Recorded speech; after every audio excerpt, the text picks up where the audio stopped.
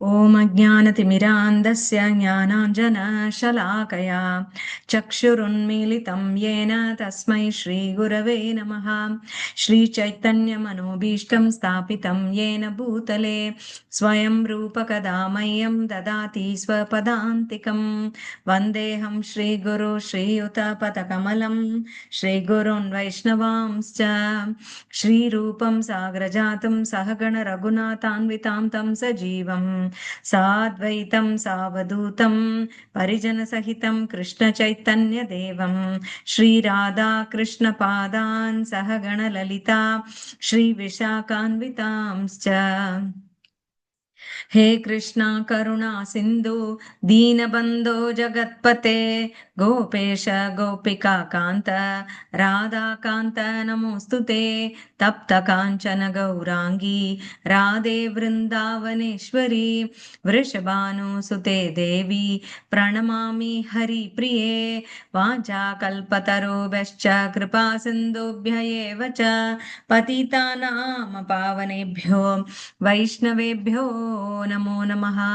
जय श्री कृष्ण चैतन्य प्रभो नित्यानंदा श्री अद्वैत गदाधर श्रीवासादि गौर भक्त वृंदा। हरे कृष्णा कृष्णा कृष्णा हरे हरे हरे राम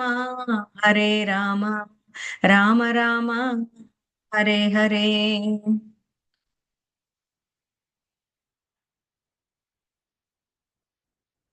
एकादशी महामहोत्सव की जय। श्रील प्रभुपाद की जय। ஹரே கிருஷ்ணா. இன்னைக்கு ஒரு அருமையான ஏகாதசி அன்னைக்கு உங்களை எல்லாம் சந்திக்கிறதுல மிக்க மகிழ்ச்சி. உம் இன்றைய ஏகாதசிக்கு பல பெயர்கள் இருக்கு. உம் அது முக்கியமா ஆஷாட ஏகாதசி அப்படின்றது நீங்க பாத்தீங்கன்னா மகாராஷ்டிரா மாநிலத்துல இது ரொம்ப பிரசித்தி பெற்றது. இது ஆஷாட ஏகாதசின்னு சொன்னாலே உங்களுக்குலாம் ஏதாவது ஞாபகம் வருதா? எந்த ரூபமான பகவான வழிபடுவாங்க இதுக்கு அப்படின்னு யாராவது சொல்ல முடியுமா? Pandurangar. Pandaripuram Pandurangar. Correct, super, correct. அங்க ஆஷாட ஏகாதசி லட்சக்கணக்கான மக்கள் அந்த ஊருக்கு பண்டரிபூர் அந்த தாமத்தை அடைவாங்க. ஆக்சுவலா சாதாரண நாள்லயே அங்க விட்டலன் தரிசனம் கிடைக்கிறது ரொம்ப அபூர்வம். ரொம்ப கூட்டம் அதிகமா இருக்கும். ஆனா ஈஸியா ஒரு 1/2 மணி நேரம் 3/4 மணி நேரத்துல பாத்துடலாம்னு வச்சுக்கோங்க. ஆனா அங்க திருப்பதிக்கு அடுத்தபடியா அங்க நிறைய கூட்டம் இருக்கும் அப்படிங்கிறது சத்தியம். எப்பவுமே இருக்கும். ஆனா யோசிச்சு பாருங்க, இவ்வளவு மக்கள் எப்படி ரத யாத்திரைக்கு பூரி ஜெகநாதருக்கு அப்படி கடல் அலை போல மக்கள் குழுமுறாங்களோ அப்படி ஊரெல்லாம் மக்களா இருக்கும்.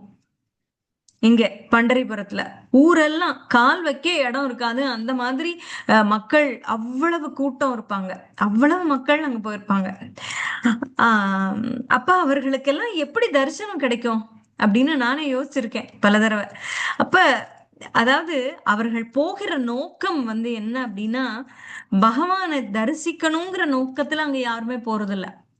அந்த தாமத்துல அந்த மண்ணுல கால் வச்சா போதும்னு போறவங்க தான் அங்க அவ்வளவு பேர் அப்படின்னா அந்த தாமத்தோட மகிமையை பாருங்க. இந்த சந்திரபாகா நதியுமே எந்த படித்துறைக்குள்ளயுமே போக முடியாது, அவ்வளவு கூட்டம் இருக்கும். ஆனா ஏன் போறாங்க? தரிசனம் கிடைச்சிருமா? எப்படி போறாங்க அப்படின்னா என்ன ஒரு இதுல போறாங்க, நம்பிக்கையில எதுக்காக போறாங்க அப்படின்னா அந்த தாமத்துல போய் நின்னுட்டா அந்த மண்ணை தொட்டுட்டாலே போதும் அப்படிங்கறதுதான் அவர்கள் அந்த ஏகாதசிக்கு பயனே அதுதான். அவர்கள் வாழ்வினுடைய பலனே அதுதான் அப்படின்னு அவங்க நினைக்கிறாங்க.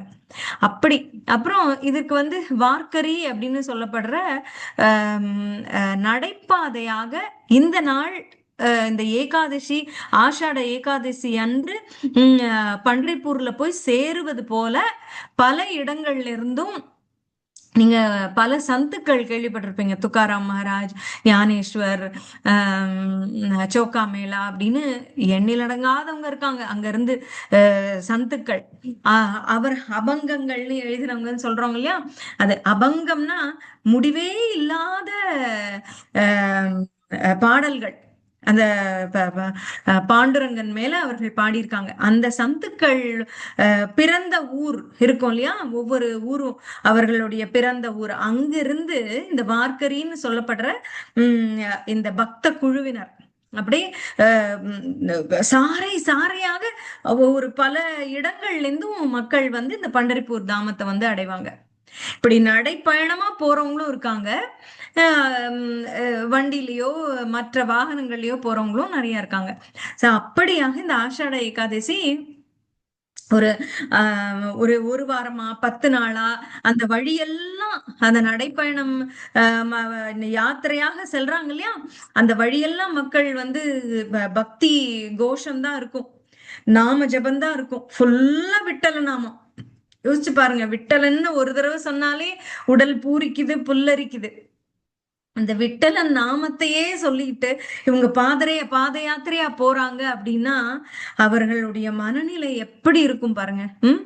அவர்கள் அந்த ஒரு முறை விட்டலன்னு நாமம் சொன்னாலே அவனை பார்த்த மாதிரி விட்டலனை, அந்த அளவுக்கு இந்த ஆஷாட ஏகாதசிக்கு மகிமை இருக்கு. அப்படியான அந்த ஆஷாட ஏகாதசியினுடைய மகிமை என்ன வந்து சாஸ்திரங்கள்ல சொல்லப்பட்டிருக்கு அப்படிங்கிறத இப்ப நம்ம பார்க்கலாம்.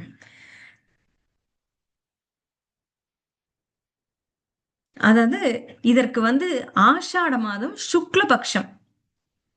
சுக்லபக்ஷம்னா என்ன? வளர்பிறை. கிருஷ்ணபக்ஷம்னா தேய்பிறை. சரி, இப்படி இந்த ஆஷாட மாதத்துல சுக்லபக்ஷத்துல வரக்கூடிய இந்த ஏகாதசிக்கு பெயர் பத்ம ஏகாதசி அப்படின்னு சொல்றாங்க, மகா ஏகாதசின்னு சொல்றாங்க. அதற்கு பெயர் காரணம்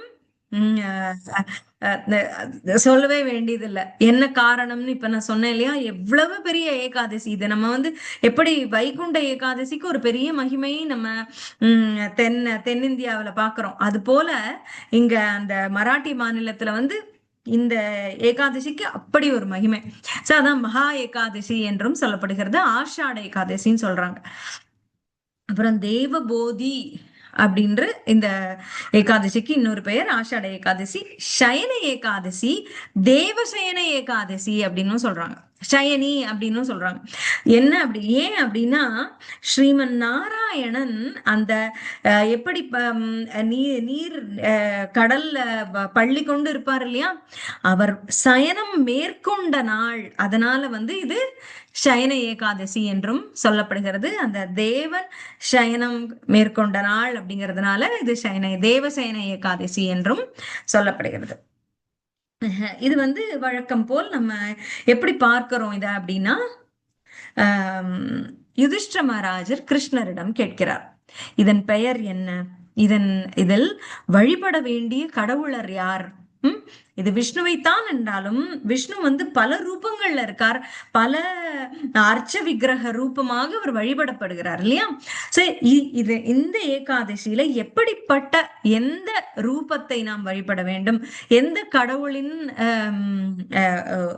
உருவத்தை நாம் வழிபட வேண்டும் அப்படின்றத கேட்கிறார். இருக்கு அப்படின்னு விரத முறையும் என்ன அப்படின்னு சொல்லி கேட்கிறார்.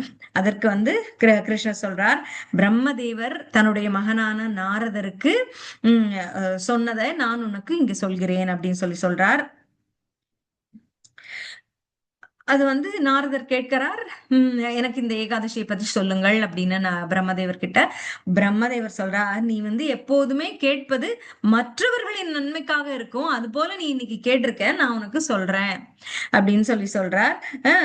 அதாவது பாவங்கள் நீங்குவதோடு அவரவர் அபிலாஷைகளும் பூர்த்தி அடையும்ங்கிறாங்க இந்த ஏகாதசியினால. பொதுவாகவே ஏகாதசி அப்படின்னா விஷ்ணுவினுடைய நாள், இதுல விரதம் மேற்கொண்டால் அவர்களுக்கு பாவங்கள் அனைத்தும் நீங்கும் அப்படிங்கிறது ஒரு பொதுவான இது இது கருத்துதான், பொதுவான உண்மை. அனைத்து ஏகாதசிகளுக்கும் அது பொதுவானது. ஆனால் இதற்கு என்ன அப்படின்னா, அவரவர் அபிலாஷைகளும் நிறைவேறுமா. உம் அஹ் ஆனால் இதை அலட்சியம் செய்வோர் நரகம் அடைவார் அப்படின்னு சொல்றாங்க.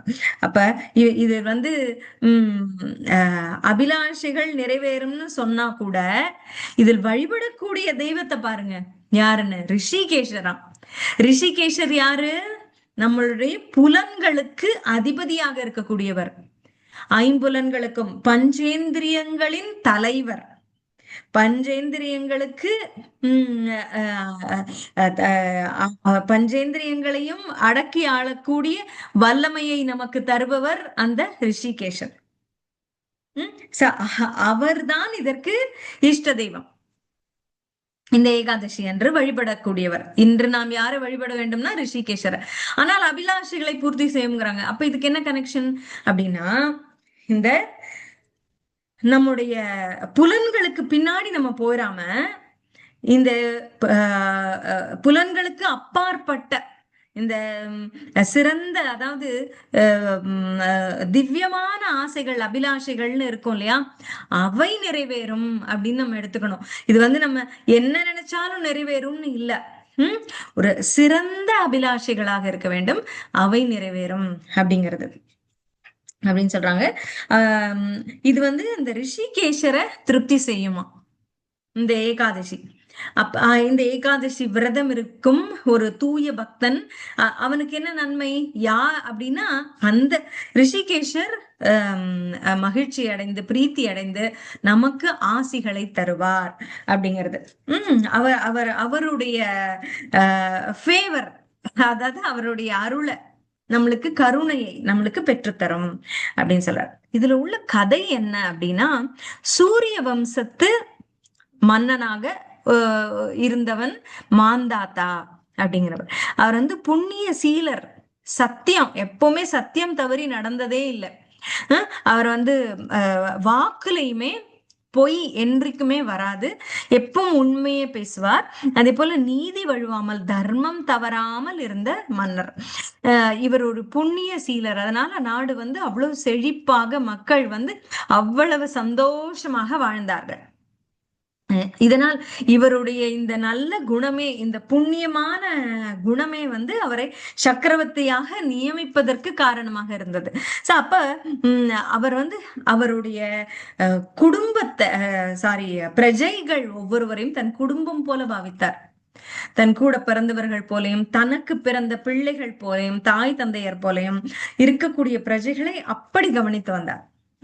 அவர்களுக்கு எந்த குறையுமே இல்லை அவருடைய பிரஜைகளுக்கு. அப்படி இருந்தாங்க. இதுக்கு வந்து தெய்வ பக்தி, தெய்வத்தின் மேல் நம்பிக்கை, இதன் காரணமாக தான் அவருக்கு வந்து இவ்வளவு ஒரு செல்வ செழிப்பு மிக்க நாடு இருந்தது. மன்னன் சிறந்தவனாக இருந்தால் நாடு நல்லா இருக்கும் அப்படிங்கிறதுக்கு இது ஒரு மிகப்பெரிய உதாரணம். அதனால அவர் நாட்டுல என்ன இருந்துதான் பாருங்க, தொற்று நோய்களே இல்லையா. இப்ப நம்ம பாக்குறோமே, ஒன்னொன்னும் பயப்படணும். ஏதாவது ஒரு நோய், ஒரு நோய்க்கு கொஞ்சம் பேஷண்ட்ஸ் கூட வந்துட்டாங்க ஒரு ஹாஸ்பிட்டல்ல, நம்மளுக்கு நியூஸ் வந்துருது. நான் இப்ப கூட நேத்து யூஎஸ்ல இருந்து முந்தா நாள் வரும்போது இந்த கார் டிரைவர் சொல்றாரு, இப்ப என்னமோ வைரஸ் இருக்கு மேடம், பாத்துருங்க, சுடுதண்ணி குடிங்க அப்படின்னு சொல்றாரு. என்னன்னு எனக்கே தெரியல, நான் ஒன்னும் நியூஸ்ல ஒன்னும் படிக்கல. அவர் சொல்றாரு இருக்கு, அந்த வைரஸ்னால வந்து என்னமோ பண்ணதான் ஹார்ட் ப்ராப்ளம் வருது அப்படின்னு எல்லாம் ஏதோ சொல்றாரு. சரி, நான் எனக்கு தெரிஞ்சு என்னன்னு தெரியல, பட் அப்படி சொல்றாரு. அதனால கண்மூடி கண் திறக்கிறதுக்குள்ள நோய்கள் பரவுது. எவ்வளவோ விதமான நோய்கள் இருக்கு, தொற்று நோய்களா இருக்கு. தொற்று நோய்கள்னா என்ன? ஒருவருக்கு ஒரு நோய் வர்றது வரதான் செய்யும். அதை தடுக்கணும் அப்படின்னு எல்லாம் தடுக்க நினைக்கிறோம் நம்ம, ஏன்னா நம்ம ஆரோக்கியமாக இருக்க வேண்டும் என்பதற்காக. அதில் தவறில்லை. இது அழியக்கூடிய உடல், உடலுக்கு நோய் வரும், அது தவிர்க்கிறதுக்கு இல்லை. ஆனால் இந்த தொற்று நோய், கொரோனான்னு ஒண்ணு வந்தது இல்ல, எப்படி இருந்தது அந்த காலம் நமக்கு. அது போல தொற்று நோய்கள் அது வந்து பயங்கரமான தொற்றா இருந்தது. தொட்டா ஒட்டிக்கும் அந்த காலமே. இப்ப நினைத்து பார்க்க கூட பகீர் என்று இருக்கக்கூடிய ஒரு காலம் அப்படியாக இருந்தது. சரி, இதெல்லாம் இருந்தால் கெட்ட காலம் அப்படின்னு நம்ம சொல்றோம்ல. பட் அவருடைய ஆட்சியில வறட்சி, பஞ்சம், தொற்று நோய் எதுவுமே இல்லையா. அப்ப அது எவ்வளவு ஒரு கோல்டன் பீரியடா இருந்திருக்கும். சோ அப்படியே இருந்தது. அப்புறம் அரசு கருவூலம் வந்து நல்வழியில் ஈடுபட்டு ஈட்டிய செல்வத்தால பொங்கி வழிஞ்சுதான். கஜானா ஃபுல்லா இருந்திருக்கு. சோ அப்ப திடீரென அவர் யார் செய்த பாவமோ தெரியல, நாடு வறட்சிக்கு உட்பட்டு விட்டது. இப்படிப்பட்ட ஒரு நாடு இப்படி கூட ஆகுமா அப்படிங்கிற அளவுக்கு கெட்டு போச்சு. 3 ஆண்டுகள் இந்த வறட்சி தொடர்ந்தது. எப்படி இருந்தது அப்படின்னா, பஞ்சம், வறட்சி, இதனால் பிரஜைகள் அவதிப்பட்டனர். என்ன இருந்தா உணவு தானிய தட்டுப்பாடு, வேள்வி தீயில் ஆகுதி கொடுக்கக்கூடிய விஷயங்கள்லாம் எதுவுமே இல்லை. அதனால என்ன ஆச்சு, வேள்வி தீகள் செய்ய முடியல. அந்த புண்ணிய காரியங்கள் எதையுமே அவர்களால செய்ய முடியவில்லை. அடுத்தது மூதாதையர்களுக்கும் தேவர்களுக்கும் செய்யக்கூடிய அந்த காரியங்களுக்கு ஆகுதியாக நெய் கொடுப்பாங்க, அதுவும் கொடுக்க முடியல. அந்த மாதிரி இருந்துச்சு. அப்புறம் வேத விதிமுறையிலான வழிபாடு எதுவுமே செய்ய முடியல. அப்புறம் வேதம் ஓதுதல் கூட முடியல. ஏன்னா முக்கியமாக சுபிக்ஷமாக வாழ்ந்துட்டோம்னா நம்மால் வந்து பகவத் பக்திக்கு போக முடியும். ஆனால் வயிற்றுப்பாட்டுக்கே வழி இல்லை அப்படின்னா பக்தி செய்ய எங்க மனம் போகும்? போகாது. அது போலதான் இந்த வறட்சி, ஒண்ணும் உண்பதற்கு தானியம் இல்ல, ஒண்ணும் இல்ல, அதுக்கு தேடி அலைவாங்களா, பகவத் பக்தி பண்ண போவாங்களா? சோ அது முடியாம போச்சு அவங்களுக்கு. சோ இப்படியாக இருந்தது. அப்ப எங்களை எல்லாம் உன் குடும்பம் போல காப்பாயே, எங்களுக்கு ஒரு கஷ்டம்னா நீ முன்னாடி வந்து நிப்பியே, இப்போது எங்களுக்கு உன்னை தவிர வேற யாருமே கதி இல்லை அப்படின்னு சொல்லி மக்கள் வந்து மன்னர்கிட்ட நிக்கிறாங்க.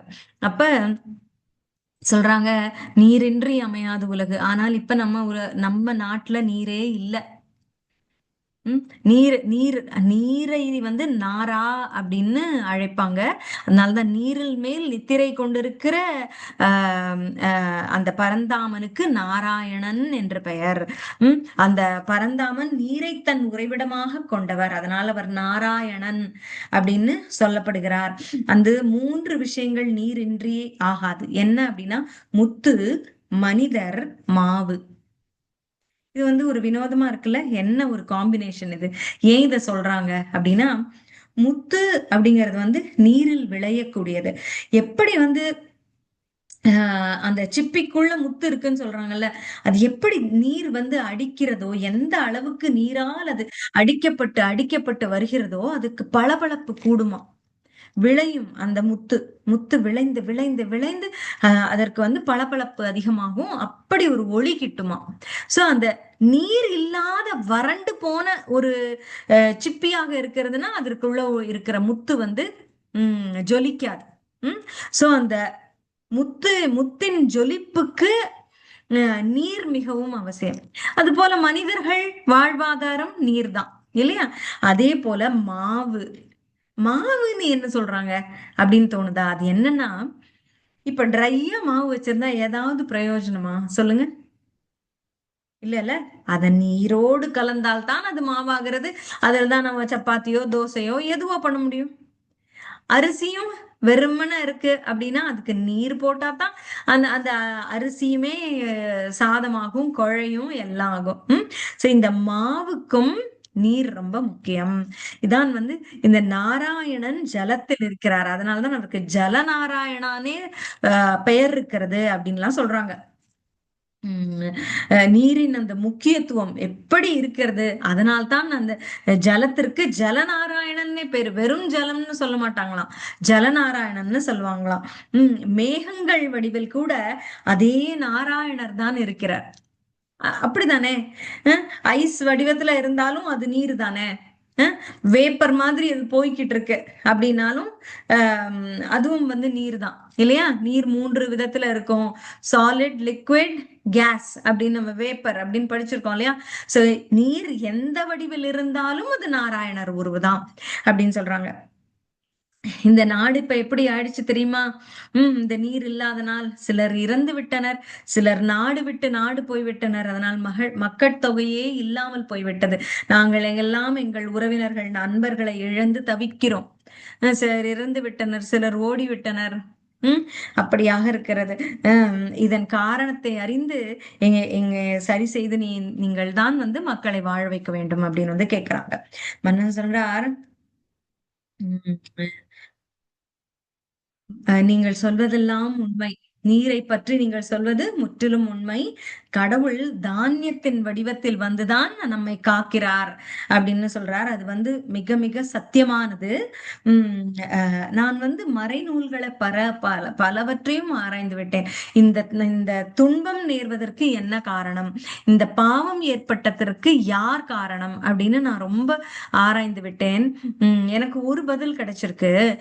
மன்னன் பாவச் செயல் செய்தால் அதன் நாடும் மக்களும் துன்புறுவர் அப்படிங்கிறது நான் அறிந்து கொண்டேன். ஆனால் நான் என்ன பாவம் செய்தேன்னு என்னுடைய குருமார்களையும் என்னுடைய சகாக்களையும் கேட்டு நானும் பார்த்து கொண்டே இருக்கிறேன். நான் என்ன பாவம் செய்தேன்னே தெரியல அப்படின்னு சொல்றான். சரி, இப்படி நான் இருந்தாலும் நான் வந்து தியானம் செய்து பார்க்கிறேன் அப்படின்னு சொல்றார். ஒரு நிமிஷம்.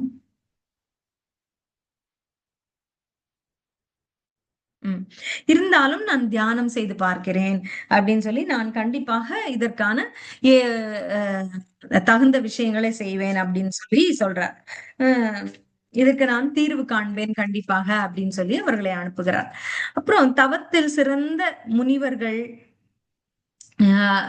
ரிஷிகள் வாழக்கூடிய அந்த காடுகளுக்கு சென்று அவர்களை எல்லாம் சந்திக்கலாம்னு புறப்படுறார். பூஜையை முடித்துக்கொண்டு இராணுவம் மற்றும் பரிவாரங்களோட வனம் புகுறார். அப்ப பல ரிஷிகளை கண்டு கேட்கிறார். அவருக்கு தீர்வு கிடைக்கல. கடைசியாக அவர் பார்ப்பது ஆங்கிர ரிஷி அப்படின்ற ஒரு முனிவரை. அவர் வந்து பிரம்மதேவனை போல காட்சி தருகிறார். அவரை பார்த்தாலே இவருக்கு வந்து ஒரு நம்பிக்கை வருகிறது, இவரால் நமக்கு வந்து முடிவு கிடைக்கும் அப்படிங்கிற ஒரு இது கிடைக்குது. சோ அதனால அவர் என்ன சொல்றார் அப்படின்னா, நீங்க தவத்தில் சிறந்தவராக தெரிகிறீர். அதாவது யாருக்கும் எவ்வித குற்றமும் விளைவிக்காமல் அமைதியாக வேத கர்மாக்களையும் பலிதானங்களையும் செய்யும் ஒருவனை எப்படி நான் கொல்லுவேன் அப்படின்னு அது என்ன சொல்றாருன்னா, இந்த சில விஷயங்கள், சில தவங்கள் வந்து இந்த சில வர்ணத்தவர் செய்யக்கூடாதுன்னு இருக்கு. அதை வந்து ஒருவன் செய்கிறான் உன்னோட நாட்டுல, அதனால் தான் இந்த பாவம் ஏற்பட்டிருக்கு அப்படின்னு சொல்றார். அதாவது பயிற்சி இல்லாதவன், குரு உபதேசம் பெறாதவன் ஒருவன் என்ன பண்றான், அவனுக்கு விதிக்கப்பட்ட கர்மாக்களை விட்டு நம்ம என்ன பார்த்திருக்கோம் பகவத்கீதையிலையும், உனக்கு விதிக்கப்பட்ட கர்மாவை செய், உனக்கு விதிக்கப்படாத ஒன்று இன்னொருவர் கர்மாவை நீ முழுமையாக செய்தாலும் பாவம், உன்னுடைய கர்மாவை நீ அறகுறையா செஞ்சா கூட தப்பில்ல, செய் அப்படின்னு தான் கிருஷ்ணர் சொல்றார். அது போல இங்க என்னன்னா, ஒருவன் பயிற்சி இல்லாதவன், தகுதி இல்லாதவன் செய்யக்கூடாத ஒரு கர்மாவை, ஒரு தவ செயலை செய்கிறான். சரிங்களா? அதுவும் வந்து உன் நாட்டில் பயிற்சி இல்லாதவன், குரு உபதேசம் பெறாதவன் அவனுக்கு விதிக்கப்பட்ட கர்மாக்களை விட்டுவிட்டு மரபு வழியாக இருந்து வரும் வழக்கத்தை மீறி சட்டவிரோதமாக வேத கர்மாக்களையும் தவத்தையும் செய்து வருகிறான். அதனால்தான் திடீரென்று பாவம் வந்து விட்டது உன்னுடைய நாட்டிற்கு அப்படின்னு சொல்றார். நீ அவனை அழைத்து அவனுக்கு தகுந்த தண்டனை கொடுத்தால் இது தீரும்னு. அப்ப இவர் சொல்றாரு, என்னவோ அவன் தவம் தானே செய்கிறான், அவனை எப்படி வந்து நான் கொல்லுவேன், நீங்க வேற ஏதாவது வழி சொல்லுங்க ம் அப்படின்னு சொல்றாரு. அவனை கூப்பிட்டு நான் ஏன் பலியிடுவேன், அது நான் பண்ண மாட்டேன், நீங்க வந்து வேற வழி சொல்லுங்க அப்படின்னு. சரி, மற்றொரு உபதேசம் நான் சொல்றேன், அதுக்கு அதற்கு சமமான மற்றொரு பரிகாரம் சொல்றார் இவர். அதுதான் இந்த ஆஷாட மாத சுக்லபக்ஷத்தில் வரும் ஏகாதசி திதியான பத்ம ஏகாதசி என்ற இந்த ஏகாதசியை விதிகள் வழுவாது கடைபிடித்தால் உனக்கு வந்து அந்த சக்தி வாய்ந்த விரதத்தின் பயனாக மழை பெய்யும். உன்னுடைய நாட்டுல மழை பெய்தால் தானியங்கள் வரும், தானியம் வந்தால் மக்கள் பிழைப்பர், அதனால நீ அதை பண்ணு அப்படின்னு சொல்றாரு. அதனால இந்த மன்னனும் அதை கேட்டு அந்த ஏகாதசியை முறைப்படி தானும் தன் மக்களுக்கும் எடுத்து சொல்லி எல்லோருமாக செய்கின்றனர். அதாவது இந்த சந்தேகமே இல்லாமல் சுபிக்ஷம் உனது நாட்டுக்கு வரும்னு அந்த முனிவர் சொன்னதை கேட்டு இவர் தானும் செய்து தன் மக்களையும் சேவிக்கிறார். அதனால முனிவர் கூறியபடி என்ன வந்தது, மழை பெய்து பயிர்கள் விளைச்சலை அளிக்க அங்க வந்து ஆஹ் பகவான் திருப்தி அடைந்து மக்கள் எல்லாம் செழிப்புடன் வாழத் தொடங்கினர். இதுல வந்து பஞ்சேந்திரியங்களையும் அடக்கி ஆளும் வல்லமை கொண்ட பரம்பொருளான ரிஷிகேஷனின் கருணையால் நாட்டின் குடிமக்கள் அனைவரும் வளமுடன் மகிழ்வாக வாழ்ந்தனர். இந்த ஏகாதசியில் வழிபடக்கூடிய தெய்வம் ரிஷிகேஷர் இல்லையா? சரி, இந்த விரதத்தை இருக்கணும்னா ஐம்புலன்களையும் அடக்கி நம்ம வாழணும். அந்த இருக்கணும். அதை செய்ததனால் அந்த ரிஷிகேஷர் திருப்தி அடைந்து மக்களுக்கு சுபிக்ஷத்தை வழங்கினார் அப்படின்னு சொல்றது. நம்பிக்கையுடன் விரதத்தை அனுஷ்டிக்கும் பக்தர்களுக்கு இது அனைத்து வித மகிழ்ச்சியையும் அளித்து இறுதியில் மோட்சத்தையும் அளிக்கும் சக்தி வாய்ந்தது அப்படின்னு பிரம்மதேவர் நாரதரிடம் தெரிவித்தார். சரி, இப்படியாக இருந்தது அப்படின்னு கிருஷ்ணர் யுதிஷ்டருக்கு சொல்றார். பத்ம ஏகாதசி சகல பாவங்களையும் முற்றிலும் நீக்கி விடுதலை அளிக்கும் வலிமை பெற்ற சுப நாள் அப்படின்னு. இந்த விரத கதையை படித்தாலோ அல்லது கேட்டாலோ அனைத்து பாவங்களும் நீங்கும் அப்படின்னு சொல்றார். ஓ பாண்டவா, என்னை மகிழ்விக்க விரும்பும் பக்தர்கள் தேவசேனி ஏகாதசி என்று அழைக்கப்படும் இந்த பத்ம ஏகாதசி விரதத்தை கண்டிப்பாக கடைபிடிக்க வேண்டும் அப்படின்னு சொல்றார். விஷ்ணு சயனி, தேவ சயனி அல்லது விஷ்ணு சயனின்னு இது சொல்லப்படுகிறதாம். பகவான் மகாவிஷ்ணு மற்றும் அனைத்து தேவர்களும் நித்திரையில் ஆழ்ந்து போகும் தினமாகும். இந்நாளுக்கு பிறகு தேவாஸ்தானி ஏகாதசி, ஹரிபோதினி, பிரபோதினி, தேவோத்தானி, உத்தான ஏகாதசி, கார்த்திகை அக்டோபர் நவம்பர் மாதத்துல வரும் ஏகாதசி வரை எந்த விதமான சுப சடங்குகளையும் செய்யக்கூடாது என்று கூறுவர். இது வந்து இந்த ஆஷாடை அப்படிங்கறது ஆடி மாதம் தொடங்கும் இல்லையா? சோ அப்ப வந்து சுபகாரியங்கள் செய்ய மாட்டாங்க. தேவர்கள் உறங்கச் சென்ற இந்த காலம். சோ அததான் இங்க சொல்றாங்க. சூரிய பகவான் தன் தென் திசை கோல்சார பிரயாணத்தை தட்சாயனம் தொடங்குவதாலும் தேவர்கள் அனைவரும் நித்திரையில் ஆழ்ந்திருப்பதாலும் அவர்களை வேள்வியின் ஆகுதிகளை ஏற்றுக்கொள்ள இது ஏன் அவர்கள் தூங்குவதால் ஏன் செய்யக்கூடாது அப்படின்னா, எந்த ஒரு சுபகாரியம் செய்தாலும் நம்ம வந்து யாகங்கள் யஜ்ஞங்கள் செய்வோம். அதுல ஆகுதி கொடுக்கும் பொழுது அவர்களை அழைப்போம் இல்லையா? அவர்களை அழைத்தால் அவர்கள் நித்திரை கலைந்து வரணும் இல்லையா? அதனாலதான் சுபகாரியங்கள் செய்யக்கூடாது அப்படின்னு சொல்லப்படுகிறது. இந்த இப்படியாக சாதுர்மாசிய விரதம் தொடங்கும் இந்த ஏகாதசி நன்னாளில் விதிமுறைகளில் கூறியுள்ளபடி விரதத்தை கடைபிடிக்க வேண்டும்.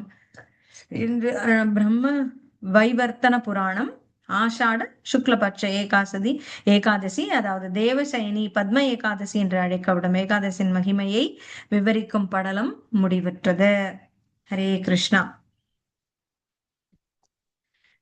ஆக்சுவலா இப்ப வந்து ஜூன் தொடங்கி நம்ம இந்த பாம்பே சைடு மராட்டி மாநிலத்துல எல்லாம் ஒரே ஒரு செகண்ட்.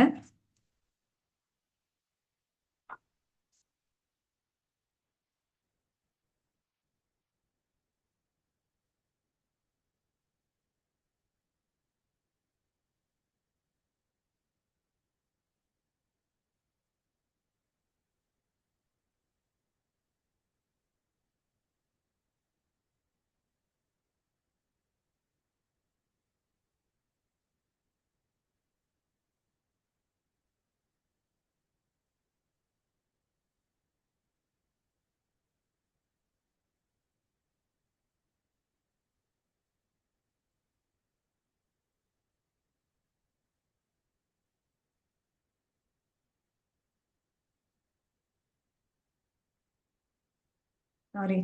கரெக்டா நம்ம அடுத்த டாபிக் தொடங்குறதுக்கு ஒரு பிரேக் மாதிரி அமைஞ்சிருச்சு. உம்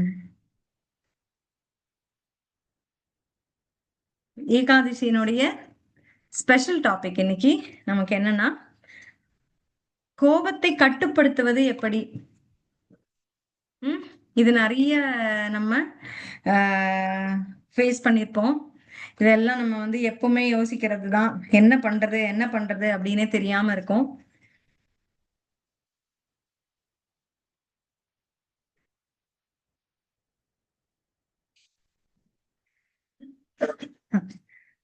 ஆக்சுவலா நான் என்ன சொல்லிட்டு இருந்தேன்னா, அந்த மகாராஷ்டிரா மாநிலத்துல இது வந்து மான்சூன் சமயமா இருக்கும்.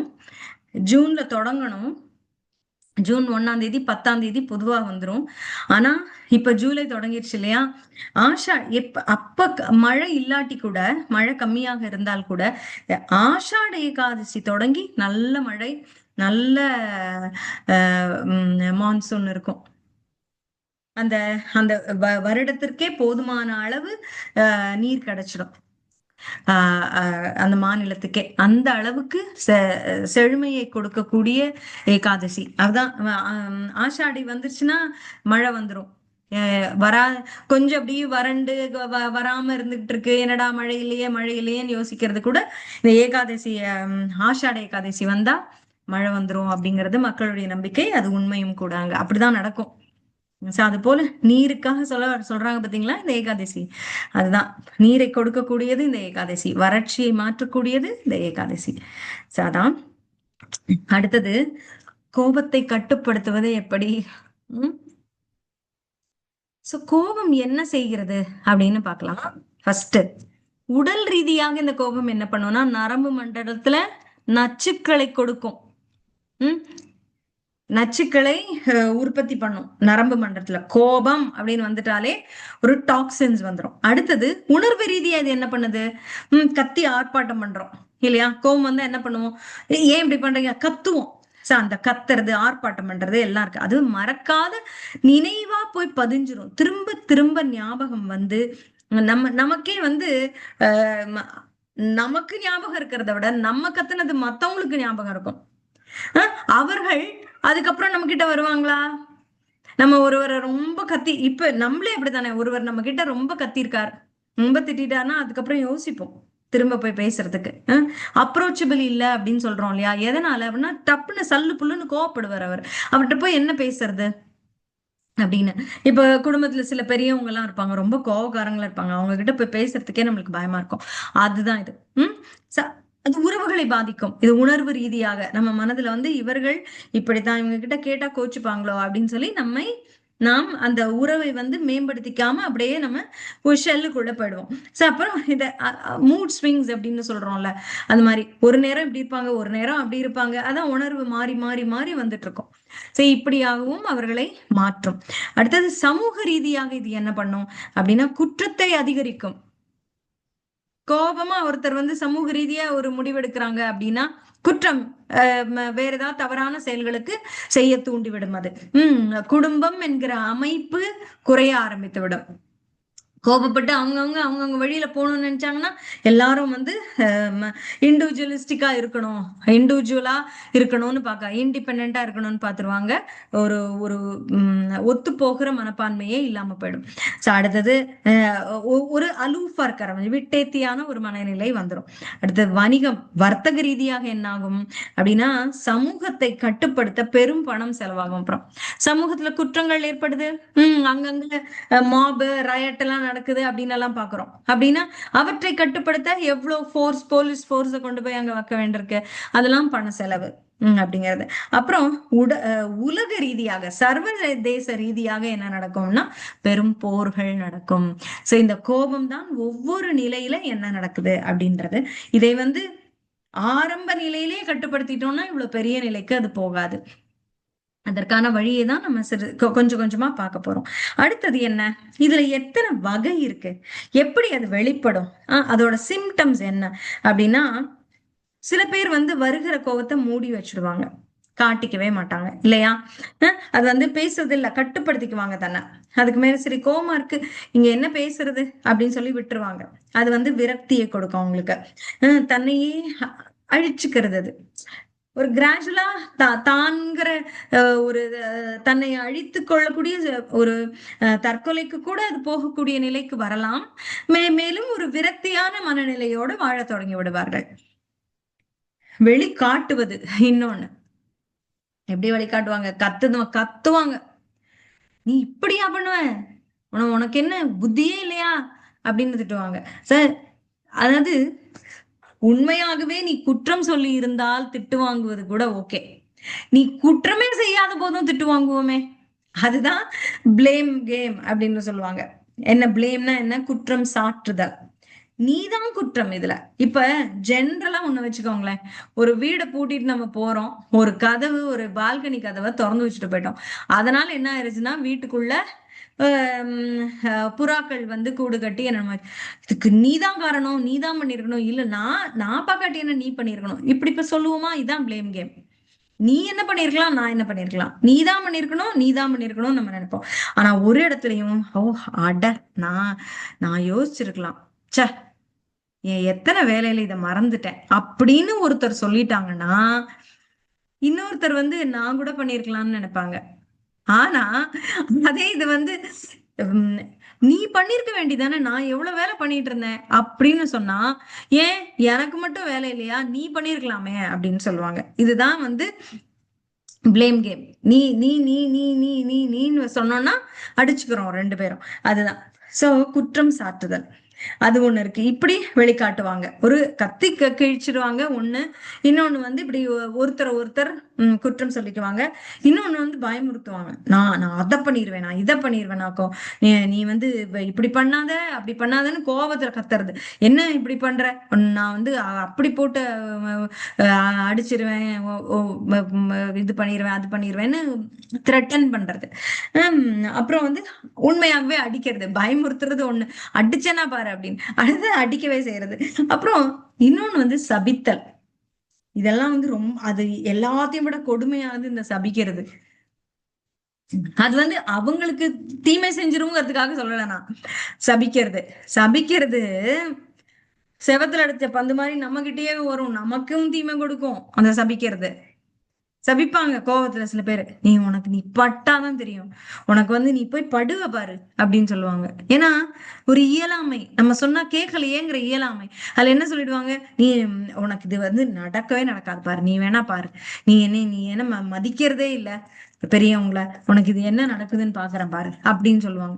அப்படி சொன்னா அது உண்மையாகவே அந்த குழந்தை வந்து அந்த மகனோ மகளோ யாரோ இன்டென்ஷனலா அவங்கள மதிக்க கூடாதுன்னு நினைக்கல, அப்படின்னு நல்லவங்களாவே இருந்து அவர்களுடைய எண்ணம் வந்து தவறாக எடுக்கப்பட்டிருக்கு அப்படின்னா அவர்களை வந்து அது பாதிக்காது. சாபம் எப்போது பாதிக்கும் அப்படின்னா, உண்மையாகவே அந்த சாபத்துக்கு நீ டிசர்வ் பண்ணினா தான், உனக்கு அந்த சாபத்துக்கு ஏற்ற தவறு நீ செய்திருந்தால்தான் அந்த சாபம் உன்னை வந்து தாக்கும். நீ சாபம் செய்யல, சாரி, நீ தவறு செய்யல, உன்மேல் முழு குற்றமும் இல்லை, நீ செய்யாத தவறுக்கு ஒருவர் உன்னை வந்து சபித்து விட்டால் அந்த சாபம் அவரையே தான் போய் சேரும். உம் உனக்கு என்ன நடக்குது, இவனுக்கு தான் என்ன நடக்குதுன்னு கடவுள் பாப்பாரு. உன்னை சுவாமியே கேட்பாரு அப்படின்லாம் சொல்லுவாங்க.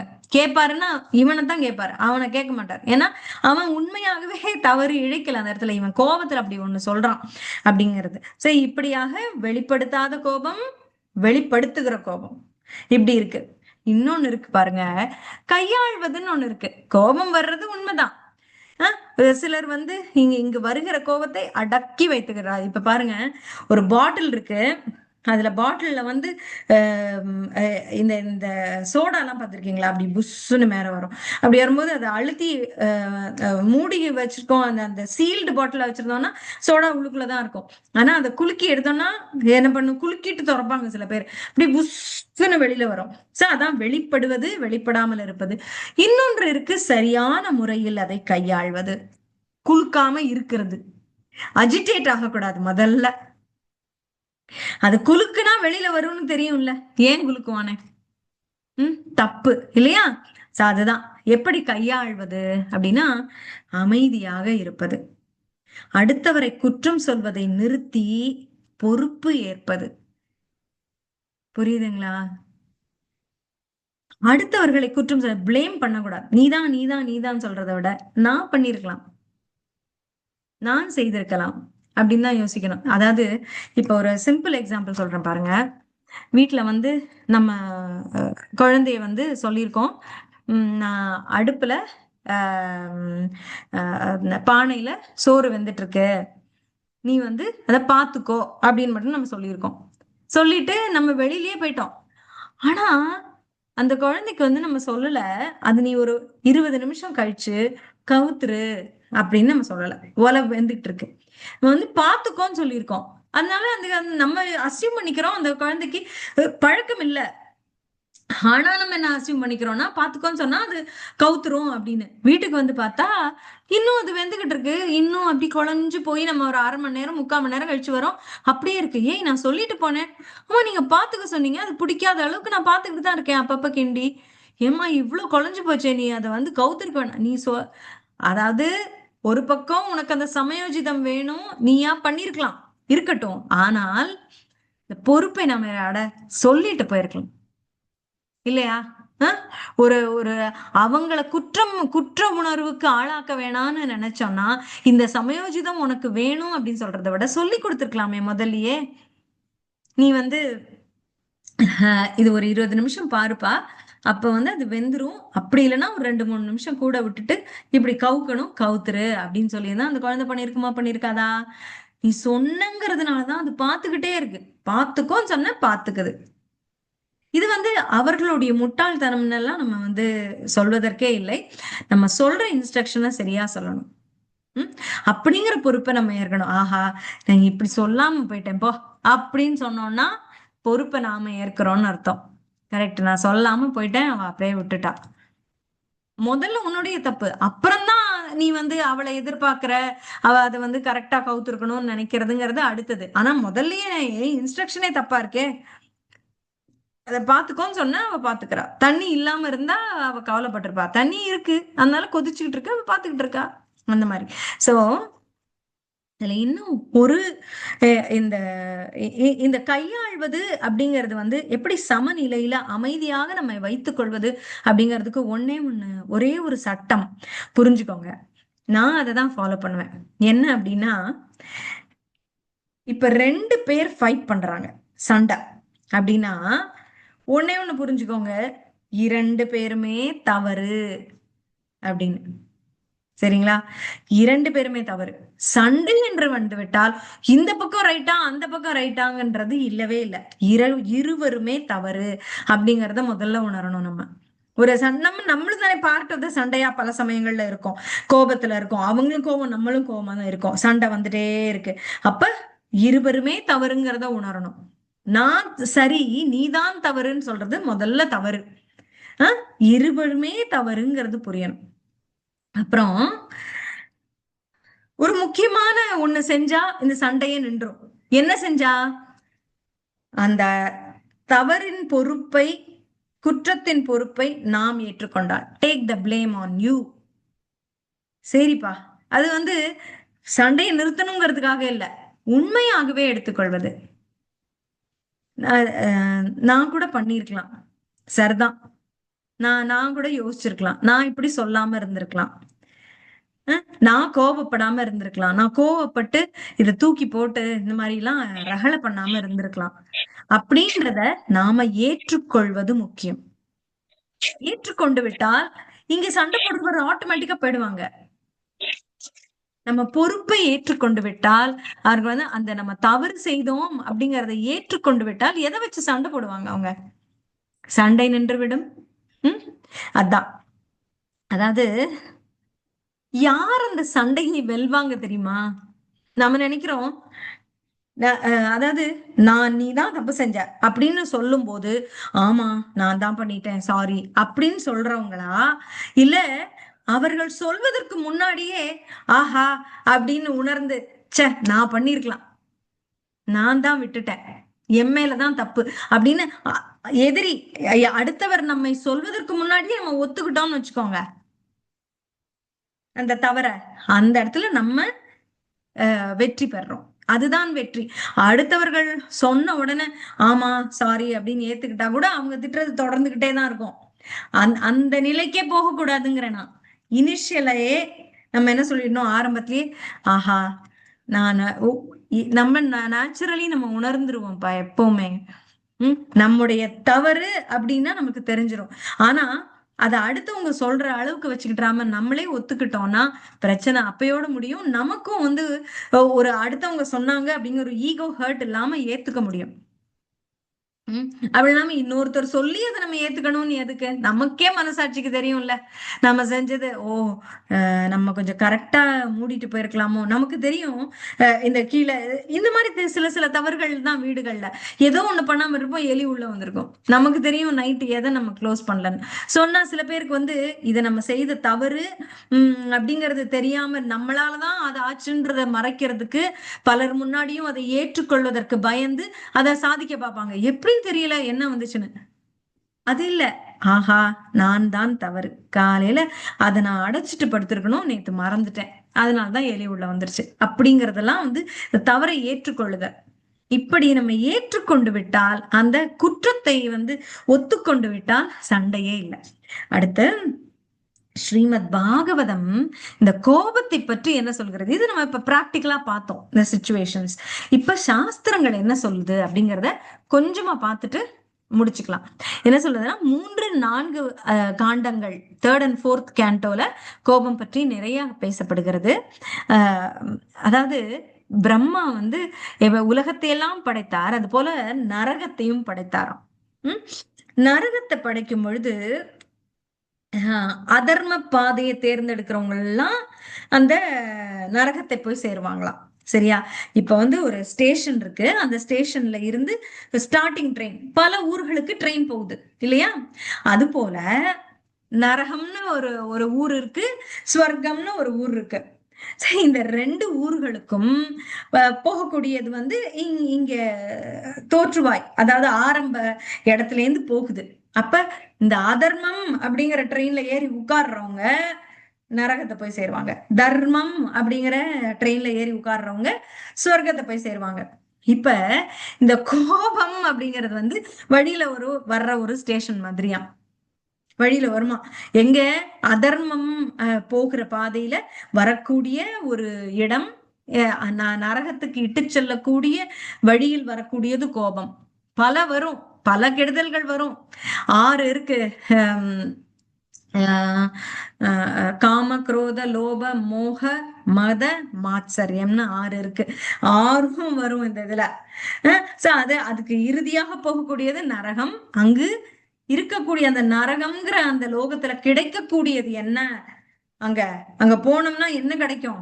இப்ப போனோம்னா நம்ம சொல்றோம் திருப்பதிக்கு போனா லட்டு கிடைக்கும், பண்டரிபுரம் போனா நாமம், அங்க வந்து உச்சாடனம் வந்து நாம பஜார் அப்படின்னு சொல்றார் சந்துக்கள் சொல்றாங்க. நாம பஜார் அங்க நீங்க பண்டரிப்பூர்ல உள்ள பஜாருக்கு போனீங்கன்னா என்ன கிடைக்கும், என்ன வாங்கிட்டு வரலாம்? பண்டரிப்பூர் போனீங்கன்னா அப்படின்னா நாமம் பஜாரா இருக்கும், பஜார்ல விற்பாங்களாம். அந்த மாதிரி நாமத்தை தான் நீங்க அள்ளிக்கிட்டு வர முடியுமா பண்டரிப்பூர் போனா? அந்த மாதிரி இந்த நரகலோகத்துக்கு போனா என்ன அள்ளிக்கிட்டு வரலாம்னா வலி. புரியுதா?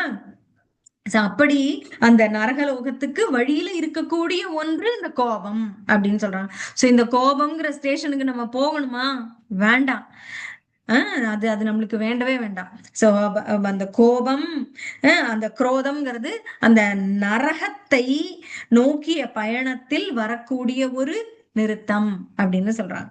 சோ கோபம் எப்படியெல்லாம் வேலை செய்யுது அப்படின்னா உருவாகிறது அப்படிங்கிறது பகவத்கீதையில இருக்க சில மேற்கோள்களோட பார்ப்போம். முதல் படி என்னன்னா அனுபவிக்கும் ஆசை. நம்மளுக்கு ஏன் அது பண்ணா என்ன, இது பண்ணா என்ன, இதுக்கு நம்ம மேல ஆசை வைக்கிறது, இத வந்து நம்ம அனுபவிக்கணும் அப்படிங்கிற ஆசைதான் கோபத்தினுடைய காரணம். அதான் அனுபவிக்கக்கூடிய ஆசை, அனுபவிக்கும் ஆசை, காமம், அதுதான் வந்து இந்த கோபத்திற்கான வித்து. அதுதான் தூண்டி விடுது கோபத்தை. எப்படி? எனது ஆசையை நான் பூர்த்தி செய்து கொள்ள வேண்டும் அப்படின்னு நினைக்கிறது. ஆசைப்பட்டு விட்டால் அடைந்தே தீர வேண்டும். அதற்கு மேல வந்து ஒரு இதுவே கிடையாது. அதான் சொல்றாங்க, தியாயத்தோ விஷயான் பும்ச சங்கஷ் தேஷு பஜாயத்தே சங்காத் சஞ்சாயத்தே காமக காமாத் குரோதோ விஜாயத்தேன்னு வருது.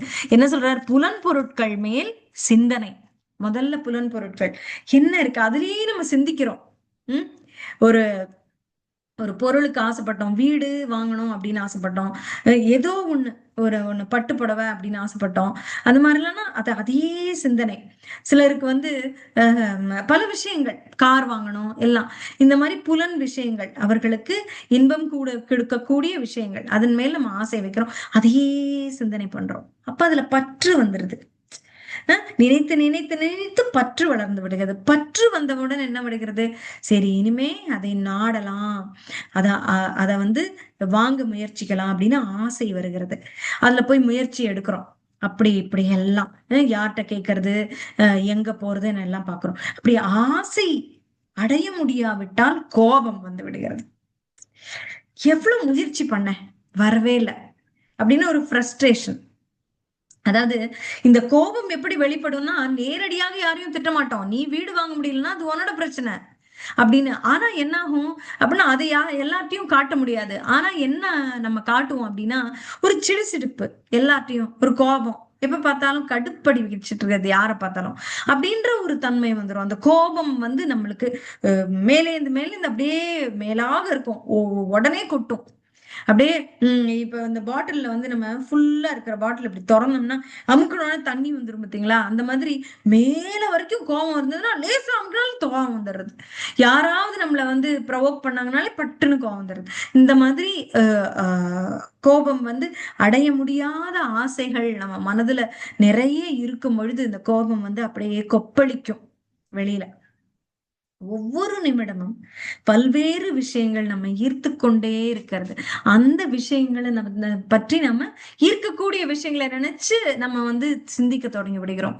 அதான் வந்து ஆசை. அந்த ஆசை கிடைக்கவில்லை என்றால் நம்ம வந்து கோபம் கொண்டு, நம்ம கோபம் வந்து மனதில் வந்து நிறைய வந்துருது. அந்த ஃப்ரஸ்ட்ரேஷன் சில பேர் பாக்குறோம்ல, சில பெண்கள் இந்த நிறைய இடங்கள்ல பார்த்தா ஹஸ்பண்ட் அண்ட் ஒய்ஃப் ப்ராப்ளம் வருது. எப்பவும் என்கிட்ட அன்பாவே பேச மாட்டேங்கிறாங்க, என்னை வந்து எப்போதும் சிடு சிடுன்னு இருக்காங்க அப்படின்லாம் நம்ம சொல்றோம். என்னை கேட்டாலே இப்படி சொல்றாங்க, நான் எது கேட்டாலும் அது கடுப்பா பதில் சொல்றாங்க அப்படின்லாம் இந்த மேரேஜ் கவுன்சிலர்ஸ் அதுல எல்லாம் பாக்குறோம். ஏன் அப்படி வருதுன்னா, இப்படி நிறைவேறாத ஆசைகள் பலது மனதுக்குள்ள இருக்குது. அப்படி இருக்கும்போது உடல் ஃபுல்லா வந்து அந்த கோபம் நிறைந்து இருக்கும் பொழுது லேசா ஒரு தட்டு தட்டினாலும் டப்புன்னு வந்து வெளியில விழுந்துருது கோபம். ஆனா லேசா ப்ரொவோக் பண்ணாலே கோபம் வந்துடுது. அதனாலதான் என்ன நல்லது செய்ய நினைச்சாலும் கோபம் வருது, கெட்டது செய்ய நினைச்சாலும் கோபம் வருது. ஏன்னா நிறைவேறாத ஆசைகள். அது சரி, இதுதான் வந்து முதல் காரணம், முதல் படிங்கிறது. இரண்டாம் படி என்னன்னா, அகங்காரம், மமகாரம். அதன் காரணமாக ஏற்படுகிற கோபம். அது எப்படின்னா 3.27 பகவத்கீதையில சொல்றது, பிரகிருத்தே கிரியமானானி குணகர்மாணி சர்வசக அகங்கார விமூடாத்மா கர்த்தாகம் இதி மன்யதே அப்படின்னு சொல்றாரு. அதாவது தானா நடக்குது சில விஷயங்கள் இயற்கையில, அதுக்கு வந்து நான் தான் காரியகர்த்தா அப்படின்னு நம்ம நினைச்சுக்கிறோம்னு வச்சுக்கோங்க, அது மிகப்பெரிய தவறு. நானா கொண்டு நான் வந்து இப்ப சன்செட் சன்ரைஸ் எல்லாம் பாக்குறோம்ல, அத வந்து அவ்வளவு பியூட்டி கூட்டி கொண்டு போய் அதை காட்டியவருக்கு நம்ம வந்து ரொம்ப நன்றி சொல்லி பாக்குறோம். ஆனா அது இயற்கையாக நடந்த ஒரு விஷயம். நான் தான் உங்களை கூட்டிட்டு வந்தேன் அப்படின்னு அவர் பெருமைப்பட்டாருன்னா தவறு இல்ல. இங்க இங்க எப்போதுமே இருக்கும், இந்த இடத்த நான் கூட்டிட்டு வந்தேனே சரி, ஆனால் நீங்க பார்க்கக்கூடிய அந்த காட்சி பகவான் ஸ்வரூபம், இந்த இயற்கை அப்படின்றது. சோ இயற்கையாக நடக்கக்கூடிய ஒன்றுக்கு நாம் வந்து உரிமை கொண்டாடுவது, அது வந்து நானே டூவர், நான் தான் செய்தேன் அப்படின்னு நினைத்துக் கொள்வது. அதாவது சிம்பிளான சமையல் விஷயங்கள்லயே மக்கள் வந்து சிலர் சொல்லுவாங்க, உருளைக்கிழங்க வந்து யாருமே தவறு செய்ய முடியாது சமைக்கிறதுல அப்படின்னு. யாரு செஞ்சாலும், ஒரு கத்துக்குட்டி சமயக்காரங்க செஞ்சாலும் சரி, நல்ல கைதேர்ந்த பெண்கள் சமைச்சாலும் சரி, ஆண்கள் சமையல்காரர்கள் செய்தாலும் சரி, உருளைக்கிழங்க கெடுக்கவே முடியாது அப்படின்னு சொல்லுவாங்க. அப்ப உருளைக்கிழங்குக்கு அப்படி ஒரு ஒரு சுவை இருக்கும் பொழுது அது எப்படி இருந்தாலும் சாப்பிட்டு விடலாம் அப்படிங்கிறது இருக்கும்போது, அதை நானா கொண்டு இப்படி நல்லா பண்ணேன்னு நம்ம உரிமை கொண்டாடுறது எப்படி இருக்கும்? அதுதான். அப்ப பொதுவாக இந்த மாதிரி டூவர்ஷிப் இல்லாம பார்க்கணும் அப்படின்னா எப்படி பார்க்கணும் அப்படின்னா, அந்த கத்திரிக்காய் ரொம்ப நல்லா இருந்துச்சு. சமைக்கும் போதே எனக்கு தெரிஞ்சது இது நல்லா வரும்னு. நான் போட்ட புளியும் பொடியும் தான் அந்த கத்திரிக்காய்க்கு டேஸ்ட் கொடுத்தது அப்படிங்கிறத விட, அந்த கத்திரிக்காய் வாங்கும் பொழுதே ரொம்ப அருமையான கத்திரிக்காய். சோ அது சமைச்ச உடனே நல்லா வந்தது. நல்லா வந்தது அப்படின்றத நாம் அதிலிருந்து விலகி இருந்து பார்த்து பேசணும். நான் செய்ததனால் அப்படிங்கிற அந்த நான் தன்மை அதுல கொண்டு வரக்கூடாது எப்பவுமே. அதான் மமகாரம். நான் செய்தேன், ஐ எம் த டூவர், என்னுடைய காரியம் அது, என்னுடைய செயல், அதனால் அது வெற்றி பெற்றது அப்படின்னு நினைக்காது. அதான் வந்து அகங்காரம், ஃபால்ஸ் ஐடென்டிட்டி. அப்படி அகங்கார விமூடாத்மா அப்படின்னு சொல்ற. நானே செய்பவன், நான் அனுபவிப்பதில் என்ன தவறு, நான் தானே செய்தேன், நான் அனுபவிக்கிறதுல என்ன தவறு அப்படின்னு யோசிப்பாங்களாம். சோ அதுல எதுவும் தடை வந்தால் கோபம் வந்து விடுவது.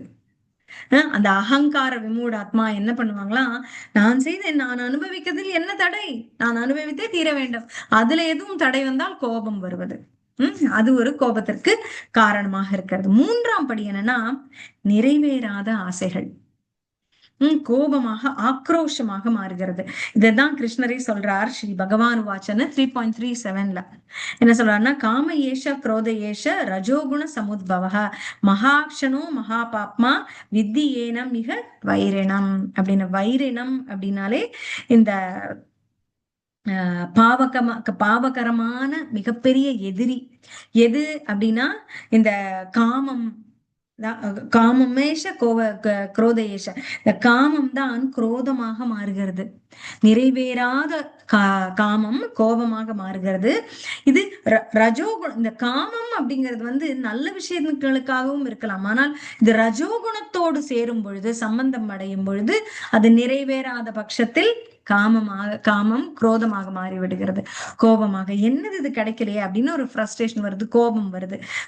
இதுதான் மிகப்பெரிய பாவகரமான எதிரி அப்படின்னு பகவானே சொல்றார்.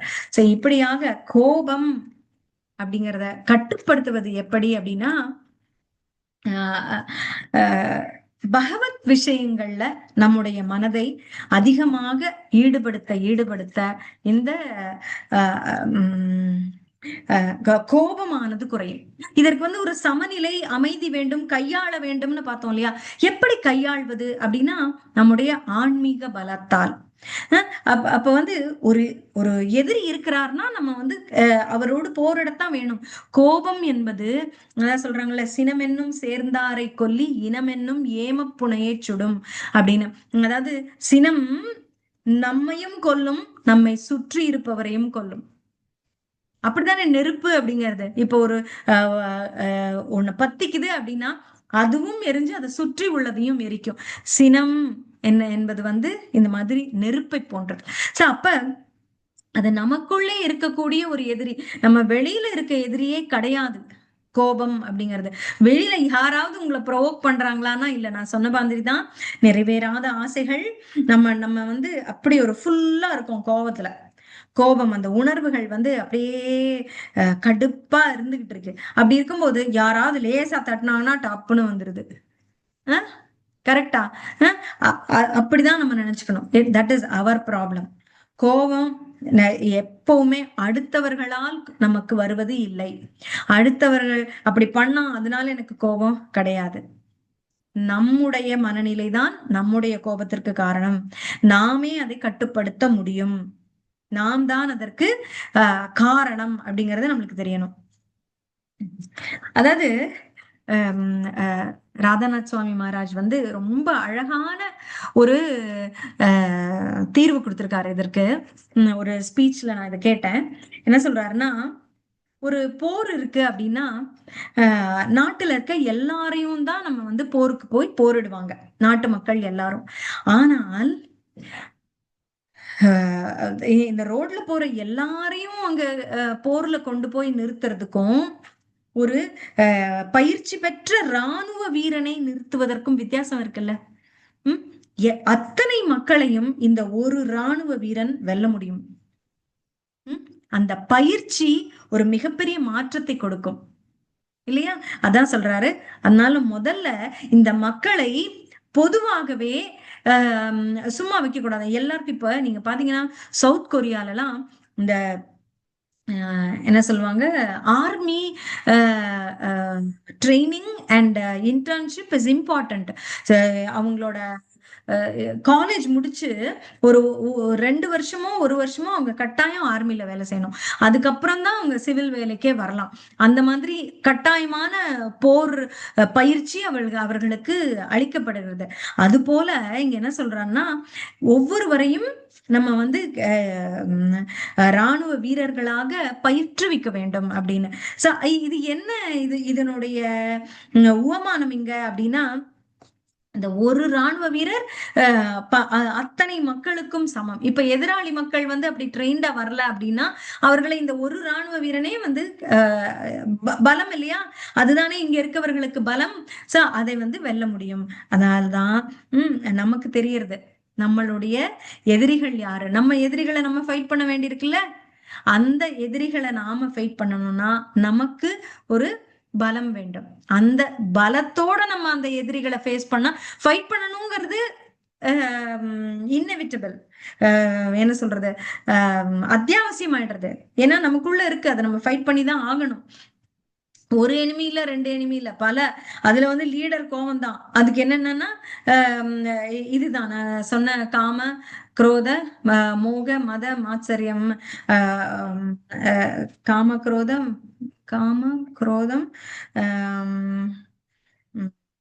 மத மாச்சரியம் இப்ப லோப காம குரோத லோப மோக மத மாச்சரியம் 6. இது 6க்கும் வந்து நம்ம போராடிதான் ஆகணும். அது நம்மள வந்து எப்ப வேணா நம்மள வந்து அதை அட்டாக் பண்ணலாம் அப்படின்னு தெரியும். நமக்குள்ள இருந்தும் வரும், வெளியில இருந்தும் புலன் விஷயங்களாக நிக்கும். நம்மளுக்காகவும் தோணும், எது மேலேயாவது ஒரு ஆசை வரும், பேராசை வரும், அப்புறம் வந்து என்னோடதுன்னு தோணும், எல்லாமே வரும். லஸ்ட் இருக்கும். அப்புறம் முக்கியமானது வந்து பொறாமை, அவர்கள் மேல பொறாமை வரும். இது எல்லாமே எதிரிகள். இவற்றை பண்ணுவதற்கு நம்ம என்ன பண்ணணும், நம்முடைய மனதை பயிற்றுவிக்கணும் அப்படின்னு சொல்றாரு. அப்படின்னா என்ன பயிற்சி கொடுக்கணும் நம்ம மனதுக்கு அப்படின்னா, ஆன்மீக பலத்தை கொடுக்கணும், சரியான ஞானத்தை புகட்டணும். அப்புறம் இந்த ஞானம் எப்படி கிடைக்கும் அப்படின்னா, ஹரி கதை கேட்பதனாலும், அந்த ஹரியினுடைய கதைகளை கேட்பதனால் எப்படி சேத்தோ தர்ப்பண மார்ஜனம்னு சைத்தன்ய மகாபிரபு சொல்றாரு இல்லையா? நம்ம மனதுல வந்து அழுக்கு இருக்கு. அந்த கண்ணாடியில அழுக்கா இருந்தா நம்ம ஏதாவது பார்க்க முடியுமா? இல்ல. அதை தொடச்சோன்னா தான் நம்ம பிம்பம் நல்லா தெரியும் இல்லையா? அந்த தூசியை தொடக்கதான். ஆனா ஒரு நாள் தொடச்சா போதுமா? நாளைக்கு திரும்ப தூசி வரும், திரும்ப தொடக்கணும். அது போல தினமும் நாம வந்து நாம ஜபம் செய்யணும், ஹரிகதை கேட்கணும். அப்பதான் நம்ம மனதுல இருக்கிற அழுக்குகள் நீங்கி தெளிவு பெறுவோம், நம்முடைய ஆன்மா வந்து தூய்மை பெறும் அப்படின்னு சொல்றார். இந்த ஜபம் செய்வதும் ஹரிகதை கேட்பதும் ஸ்ரவணம் கீர்த்தனம் இதுதான் வந்து பகவானுடைய கிருபையை நமக்கு பெற்று தருவதற்கு சிறந்த வழி அப்படின்னு சொல்றாரு. அப்புறம் பிரார்த்தனைகள் செய்வது, பகவானிடம் கேட்கலாம், என்னுடைய இந்த குணங்களை மாற்று அப்படின்னு சொல்லி அவருடைய கேட்டா அவர் கண்டிப்பா நம்மளுக்கு உதவி செய்வார், மார்க்கத்தையும் காட்டுவார் அப்படின்னு. எப்படி நம்மளை பயிற்றுவிக்கலாம்? சரியான சாதனானா பயிற்சி. அந்த பயிற்சி நம்ம செய்யணும். நம்மளுக்கு என்னது, ரெகுலரா சாண்டிங் பண்றது, ரெகுலரா வந்து ஹரிக்கதைகள் கேட்பது, அதெல்லாம் பண்ணா இந்த கோபம் அப்படிங்கிற நம்ம எதிரியை வந்து நாம வெல்லலாம் அப்படின்னு சொல்றார். சரி, இப்பயும் நம்ம வந்து ஃபைட் பண்ணதான் வேண்டியிருக்கோம். இந்த ஆன்மீக பலம் வந்துருச்சுங்கிறதுனால கோபம் வராம இருக்காது, கோபம் வரும். ஆனா அதனை எதிர்த்து போரிடக்கூடிய சக்தி நம்ம கிட்ட இருக்கும். அப்ப நம்ம தைரியமா போரிடலாம். வரும், ஆனா நம்ம வந்து அதை தைரியமா எதிர்கொள்வோம். இப்ப வந்து அந்த கோபம் வருவதை வந்து முற்றிலுமாக அடக்க வேண்டியதில்லை. ஆனா அதை வந்து நல்ல விஷயத்துக்காகவும் பயன்படுத்தலாம் அப்படின்னு சொல்றாங்க. அது எப்படி அப்படின்னா, ஹனுமான் வந்து கோபம் வந்ததுனால்தான் எப்படி இந்த சீதையை இப்படி ட்ரீட் பண்றாங்க அப்படின்னு பார்த்ததுனால லங்காவை எரிச்சார். அவனுடைய ராவணனுடைய அராஜகத்தை பார்த்து, அகங்காரத்தை பார்த்து கோபம் கொண்டு இலங்கையை அழித்தார். அப்படியாக அஹ், இலங்கைக்கு தீ வைத்தார். அப்படி அவனுடைய கோபம் அவனை வந்து மிகச்சிறந்த சேவகனாக, ராமபிரானுக்கு சேவகனாக மாற்றியது. அப்படியாது மக்களை மக்களுக்கு உதவி செய்வதற்கு கோபம் கொள்ளலாம் அப்படின்னு சொல்லி. இப்ப வந்து தாய் வந்து எப்படி குழந்தையை திருத்துவதற்காக கோபப்படுவா இல்லையா, ஏய் நீ தப்பு பண்ணா நான் உனக்கு வந்து தண்டனை கொடுப்பேன் அப்படின்னு சொல்லுவா. அது போல இப்ப வந்து ஒரு மாதிரி நம்ம உணர்வுகளை ஜஸ்ட் வெளிக்காட்டணும் அப்படின்னு காட்டக்கூடாது. திருந்துவம் அதாவது திருத்த கூடிய விதத்துல அந்த கோபம் இருக்கணும். நம்மளுடைய ஒரு விரக்தியையும் நம்மளுடைய கோபத்தையும் ஜஸ்ட் வெளிப்படுத்துறதுக்காக கோபப்பட்டோம்னா அதுல அர்த்தம் இல்லை.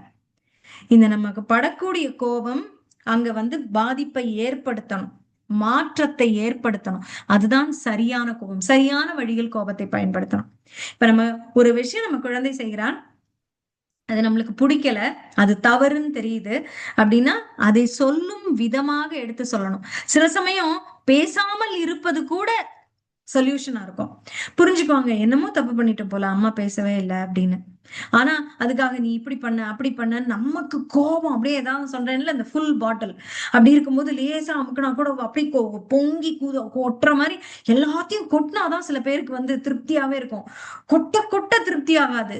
சொல்லி தீப்போம் 1 மணி நேரம் பேசுவாங்க. அவ்வளவு கத்துனாதான், அவ்வளவு கொட்டி தீத்தாதான் அவங்களுக்கு ஆறும். மனசார திட்டுவாங்க. அதுல பிரயோஜனம் இல்லை. அது என்ன பண்ணும், ஒரு ஒரு பெரிய இப்ப செங்கல் மாதிரி கட்டு கட்டு கட்டு கட்டுன்னு பெரிய சுவரை கட்டிடும். நம்ம யாருக்கிட்ட கத்துறோமோ அவங்களுக்கும் நமக்கும் நடுவுல பெரிய அந்த உறவை வந்து பிரிச்சிரும். அடுத்த தடவை அவங்க பேசவே மாட்டாங்க. இவங்க திட்டு வாங்குவோம்னு சொல்லி அவங்க திருந்துவாங்கன்னு நினைக்கிறீங்களா? மாட்டாங்க. திட்டு வாங்குவோம்னு சொல்லி செய்யற தவிர சொல்லாம இருப்பாங்க, தெரியாம செய்வாங்க. தவற நிறுத்த முடியாது. திட்டுறதுனால, கோபம் கொள்வதனால தவறு தெரியாமல் வேணால் இருக்கும் அடுத்த தடவை. தவறை திருத்த வேண்டும் அப்படின்னா அந்த உண்மையை அவர்களுக்கு புலப்பட வைக்கணும்னா திட்டுறது கிடையாது, கத்துறது. நினைச்சதெல்லாம் நீ அப்படி, நீ இப்படி, நீ இப்படிதான், நீ அப்படிதான், இதெல்லாம் வந்து குத்தி காட்டுவது போல சொன்னதையே சொல்லி சொல்லி சொல்லி சொல்லி ஆறாம அதுல பாத்தீங்கன்னா 1 மணி நேரம் பேசியிருப்பாங்க. அதுல வந்து நீங்க காமன் வேர்ட்ஸ் அடிக்கிறீங்கன்னு வச்சுக்கோங்க, அதை எழுதிட்டு காமன் அடிச்சீங்கன்னா ஒரு 10 சென்டென்ஸ் கூட உருப்படியா இருக்காது, புதுசா இருக்காது. எல்லாம் ரிப்பீட்டடா இருக்கும், திரும்ப திரும்ப. நான் அன்னைக்கு கூட அப்படியே சொன்னேன், நீ கேட்டியா, நீ அன்னைக்கு அதையே 10 தடவை சொல்லியிருப்பாங்க. அந்த மாதிரி கோபம் அப்படிங்கறத வந்து அப்படி நம்ம கொட்டக்கூடாது அப்படின்னு. இதை வந்து சரியான ஒரு ஆயுதமாக, ஒரு ஒரு விஷயமாக நம்ம பயன்படுத்தணும் வாழ்க்கையில. பலருக்கு நான் இப்ப ஹனுமான் பயன்படுத்தியதை போல அப்படின்னா நம்மளுக்கு வந்து ஆன்மீக பலம் வேண்டும். இதுகளை நம்ம அந்த சமநிலை அப்படின்னு பார்த்தோம் இல்லையா, சமநிலையில இருந்து நம்ம அதை பார்க்கணும் அப்படின்னா அதை வச்சு குலுக்க கூடாது. குலுக்கினா தானே வெளியில வந்து கொட்டுது தண்ணி. அப்ப அந்த அந்த அமைதியில இருக்கணும். அமைதியாக நம்ம வச்சுக்கணும்னா நம்மளோட ஆன்மீக பலத்தை இன்க்ரீஸ் பண்ணணும். அதற்கும் என்ன சொல்யூஷன் பாத்தீங்களா? ஃபார்முலா மேத்ஸ்ல போட்டு போட்டு போட்டு கடைசியா டிடெக்ட் பண்ணோம்னா கரெக்டா a+b=b+a நீங்க கீழே வருமே, அந்த மாதிரி டிடக்ஷன் என்ன? ஸ்ரவணம், கீர்த்தனம், விஷ்ணு ஸ்மரணம், பாத சேவனம், அர்ச்சனம், வந்தனம், தாசியம், ஆத்ம நிவேதனம் அப்படிங்கிற நவவித பக்தி தான். வேற வழியே கிடையாது. நாம ஜபம் இதற்கெல்லாம் ஆணிவேர்.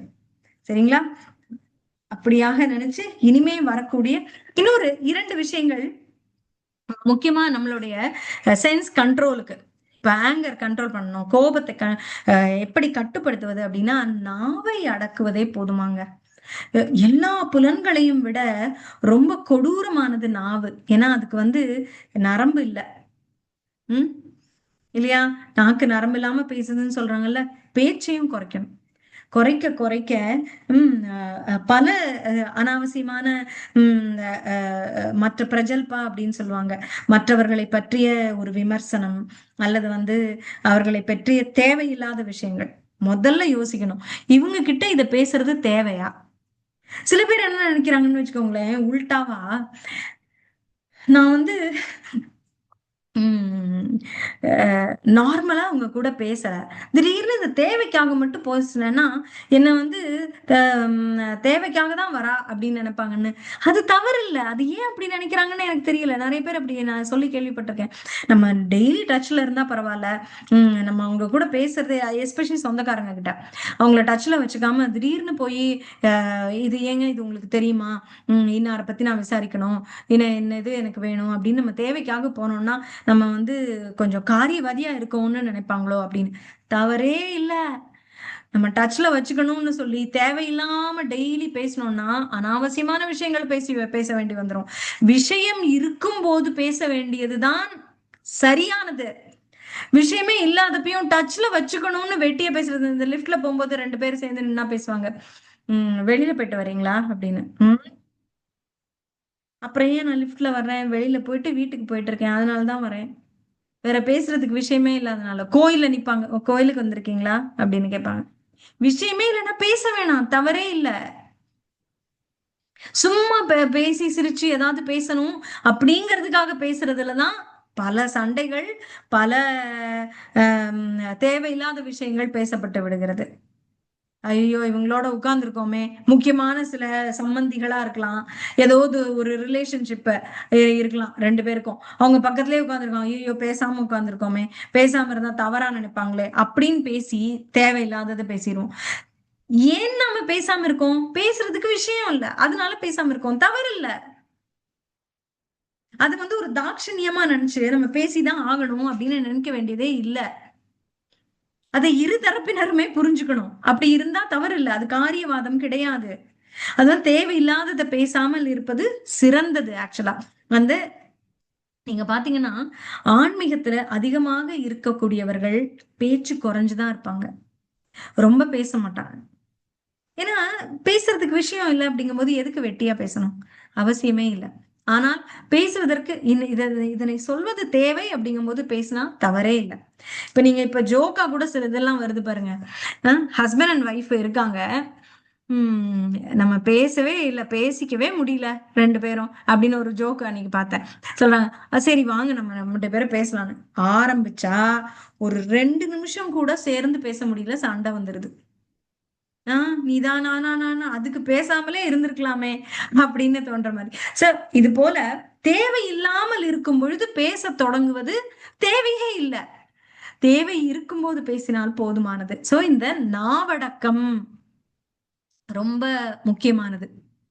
அதான் சொல்றாங்கல்ல, ஆஹ் நாவினால் சுட்ட பொன் உள்ளாரும் மாறாதே, நாவினால் சுட்ட தீயினால் சுட்ட புண் உள்ளாரும் தீயினால் சுட்ட புண் உள்ளாரும் மாறாதே, நாவினால் சுட்டவடு. அந்த மாதிரி தேவையில்லாதது பல விஷயங்களை சொல்ல வேண்டி வந்துரும். சோ அந்த மாதிரி நாவு அடக்கம் ரொம்ப முக்கியம். இன்னொன்று ரொம்ப நாவுலதான் இன்னொரு புலன், டேஸ்ட். நல்ல ஓவரா சாப்பிட்டாலும் நம்மளோட புலன்கள் ரொம்ப கண்ணா பின்னான்னு வேலை செய்ய ஆரம்பிச்சிடும். அதுவும் கூடாது. ரொம்ப தேவையான சிம்பிள் உணவா சாப்பிடணும். அதுலயும் ரொம்ப ஓவரா சாப்பிட்டா கூட நமக்கு காரியம் செய்யாமல் நம்ம அப்படியே தூங்க விட்டுரும், மந்தமாகி போயிடுவோம். அப்ப நம்மளுக்கு ஒரு கில்ட் வந்துடும், நமக்குள்ள ஐயோ காரியமே செய்யலையேன்னு. அந்த கில்ட் நமக்குள்ள ப்ராப்ளம். இப்ப நமக்கு இருக்கிற அந்த குற்ற உணர்வு வேற ஏதாவது ஒரு பிரச்சனை வந்துச்சுன்னா அடுத்தவங்க மேல ஒரு சண்டையா போயிடும். ஏன்னா நம்ம மனது ஆல்ரெடி திருப்தி இல்லாம இருக்கு.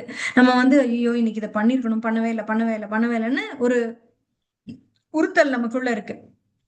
அப்ப உண்மையாகவே வெளியில ஏதோ அவங்க மேல பிரச்சனை தப்பே இல்லை, இருந்தாலும் ஒண்ணு நடந்தாலும் அவங்கதான் பிரச்சனை, ஒரு சண்டை ஆரம்பிச்சிடும். நம்ம மூட பொறுத்துதான் ஒரு சிச்சுவேஷன்ல நம்ம ரியாக்ட் பண்றோம். இதுதான் மூட் ஸ்விங்ஸ்ன்னு சொல்றாங்க. ஒழுங்கா சாப்பிட்டோம் அப்படின்னா மைண்ட் அலர்ட்டா இருக்கும், நம்மளுடைய வேலைகளை சரிவர செய்வோம். நம்ம மந்தமாக இருந்து வேலையை தள்ளி போடுவதோ இல்ல வெட்டியா எதுவும் பண்ணிடுறதோ தூங்கிடுறதோ இல்ல. அதாவது பொதுவா சொல்லுவாங்க, பல காரியங்கள் இருக்கு அப்படிங்கிற எண்ணம் தான் நம்மளுக்கு ஒரு சுமையே தவிர அந்த உண்மையாக அந்த காரியம் சுமை இல்லை. இப்ப வந்து நீங்க ஒரு ஹோம்ஒர்க் இருக்கு குழந்தைக்கு அப்படின்னா அதை செய்யணும் செய்யணும் செய்யணும் செய்யணும் அப்படின்னு சாட்டர்டே சண்டே ஃபுல்லா நினைச்சிட்டு இருந்துட்டு மண்டே மார்னிங் செய்யுதுன்னா சாட்டர்டே சண்டே 2 நாளும் அது மனதுல அது சுமையாகவே இருந்திருக்கிறது. மண்டே மார்னிங் தான் அது செய்யுது அப்படின்னா அது வரைக்கும் அந்த சுமை இருந்திருக்கு. செஞ்சுட்டா சுமை, அந்த ஆக்சுவல் அந்த காரியம் பெருசே இல்லை. நம்மளுக்கே அப்படித்தானே, வீட்டுல காரியம் இருக்கு, அந்த சிங்க்ல வந்து நம்ம அவ்வளவு பாத்திரம் போட்டுட்டோம் இன்னைக்கு, நிறைய இருக்கு அப்படின்னா செய்யாமல் நிற்கக்கூடிய காரியம் நம்ம மனதை அப்படி ஒரு பலுவா வந்து நிக்கும். ஆனா செய்ய போயிட்டோம்னா ஒரு 10 நிமிஷமோ 15 நிமிஷமோ முடிச்சிருவோமா இருக்கும். செய்யாத காரியம்தான் சுமை. காரியத்தை செய்ய போயிட்டோம்னா சுமை இல்லை. சோ இதை நம்ம வந்து ஏன் செய்ய மாட்டோம், எதுக்காக நான் இதை சொல்ல வரேன்னா, இப்ப ஓவரா சாப்பிட்டுட்டு தூங்கிட்டோம்னு வச்சுக்கோங்க, பல காரியம் நின்றும். அப்ப இதெல்லாம் சுமையாக நம்ம மனதுல வந்து உட்கார்ந்துரும். அப்ப நம்ம மனது வந்து இலகுவா இருக்காது. அப்ப நம்ம மனதுல ஆல்ரெடி ஒரு அழுத்தம் இருக்கும். அந்த அழுத்தமான மனதுல என்ன வெளி விஷயங்கள் இருக்கோ அதெல்லாம் நம்மள பாதிக்கும். கோபம் வரும், எதை பார்த்தாலும் கோபம் வரும். அப்ப சாதாரணமா உங்க குழந்தையோ உங்க அம்மாவோ ஏதோ ஒண்ணு சொன்னாங்கன்னா கடுப்பு வந்துடும். ஏன்னா நம்ம உள்ள மனதுல தான் குற்ற உணர்வு இருக்கு. கோபப்படுபவர்களுக்கு கோபப்படுத்தியவர்களை விட அந்த கோபம் கொண்டிருக்காங்க பாருங்க, அவங்கதான் ப்ராப்ளம். இப்ப நீங்க வந்து கோபம் கொண்டிருக்காங்கன்னு ஆளை மாத்திக்கிட்டே இருக்கீங்க. இன்னொருத்தர், சரி வேலைக்காரர் ஒருத்தர் மேல உங்களுக்கு கோபங்க, அதனால அந்த வேலைக்காரங்களை மாத்திக்கிட்டே இருக்கீங்க, ஆனாலும் உங்க கோபம் குறைஞ்ச பாடு இல்லை அப்படின்னா என்ன அர்த்தம்? அதுதான் உண்மையும் கூட. எத்தனை பேர் இருந்தாலும் மாறினாலும் உங்கள் கோபம் மாறுவதில்லை அப்படின்னா அந்த அந்த கோபத்திற்கு காரணம் உங்களுக்குள்ளதான் இருக்கிறது. சோ இட் இஸ், இப்பெல்லாம் குழந்தைங்க சொல்றாங்க, that's not my problem, that's your problem அப்படிங்கிறாங்கல்ல. இதை ஞாபகம் வச்சுக்கோங்க. கோபம் அப்படின்னா இட்ஸ் மை ப்ராப்ளம். எனக்கு கோபம் வருதுன்னா it is none of your problem, that is my problem. என்னுடைய கோபத்துக்கு நானே காரணம் அப்படின்னு பார்க்கணும். அதை நான் வந்து ஃபைட் பண்ணணும். அதை ஃபைட் பண்றதுக்கு எனக்கு ஆன்மீக பலம் வேண்டும். அதனால நான் அதிகமாக ஜெபம் செய்ய வேண்டும்.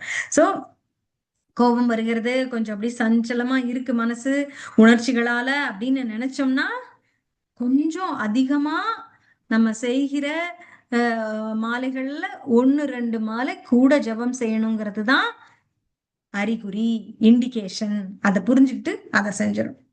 சரிங்களா? இது இன்றைய ஏகாதசியின் விஷயமாக நம்ம எடுத்துக்குவோம். நான் இத பத்தி கோபம் அப்படின்ற கோபத்தை கட்டுப்படுத்துவது எப்படின்னு நான் பார்க்கும்போதே நினைச்சேன், ஏகாதசி விஷயமா 15 நிமிஷம் தான் பேசணும், இதுலதான் நிறைய விஷயம் இருக்கு. இது இந்த தடவை நிறைய இந்த வாரம் பேச வேண்டி வருமே அப்படின்னு நினைச்சேன். பார்த்தா ஏகாதசி கதையும் ரொம்ப பெருசா இருந்தது. ஸோ 1.5 மணி நேரம் எடுத்துட்டேன். ஓகே, அது வந்து நம்ம 10-15 நிமிஷம் கழிச்சு தான் தொடங்கினோம்னா கூட நிறைய நேரம் எடுத்துட்டேன். நீங்களும் பொறுமையாக என்னோட சேர்ந்து இருந்ததுக்கு மிகுந்த நன்றி. ஹரே கிருஷ்ணா. இந்த வாய்ப்பு எனக்கு கொடுத்த உங்கள் அனைவருக்கும் மிக்க நன்றி. ஹரே கிருஷ்ணா. ஹரே கிருஷ்ணா மாதாஜி. ஒரு 1/2 hour